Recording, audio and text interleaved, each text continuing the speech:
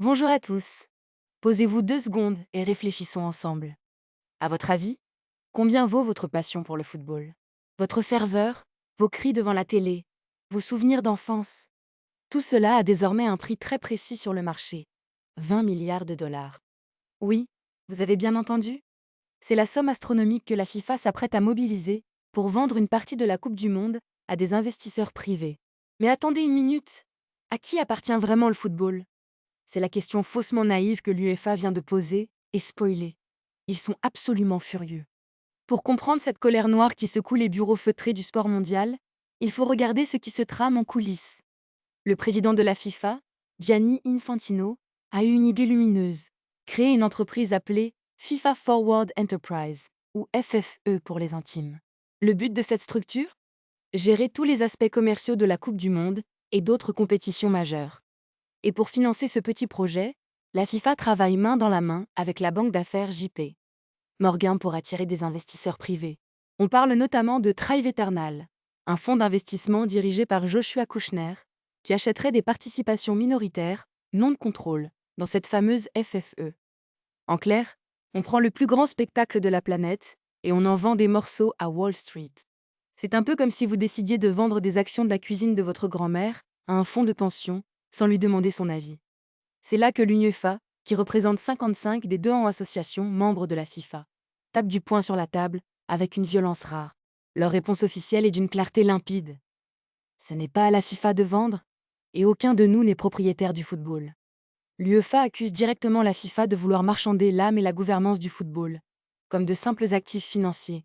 Le tout dans une opacité la plus totale, concernant l'identité de ceux qui vont réellement s'enrichir dans l'opération. Face à cette fronde européenne, Gianni Infantino tente de jouer la carte de la générosité démocratique. Il soutient que ce plan va démocratiser le football à l'échelle mondiale. Pour convaincre les sceptiques, il a sorti une carotte particulièrement alléchante. La possibilité pour chacune des 211 fédérations membres de la FIFA de recevoir un versement unique de capital pouvant aller jusqu'à 20 millions de dollars. 20 millions d'un coup? C'est tentant, non? Surtout pour les petites fédérations qui peinent à boucler leur budget. C'est la technique classique de la carotte dorée. On vous offre un chèque aujourd'hui pour éviter que vous ne posiez trop de questions sur les milliards de demain.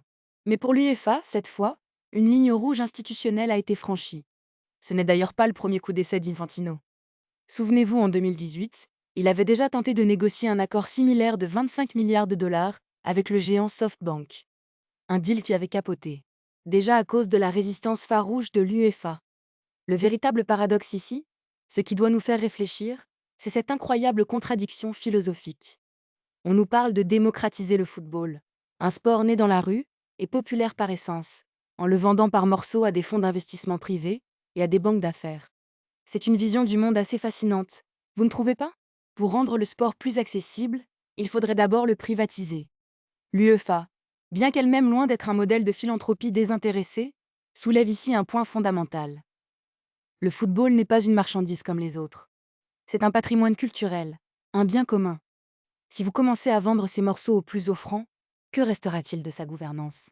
Qui décidera demain des règles, des calendriers ou des formats de compétition? Les supporters, les joueurs ou les actionnaires de Thrive Eternal et de JP Morgan? Ce conflit dépasse largement le cadre d'une simple guerre de pouvoir entre dirigeants. C'est le reflet de notre époque, où chaque espace de notre vie sociale et culturelle est menacé d'être transformé en produit financier. Alors, selon vous, le football a-t-il déjà perdu son âme ou ce deal à 20 milliards est-il un mal nécessaire pour le développer à l'échelle mondiale? Le débat est ouvert et j'attends vos avis tranchés dans les commentaires. Si ce décryptage sans langue de bois vous a plu, abonnez-vous, laissez un pouce bleu et partagez la vidéo.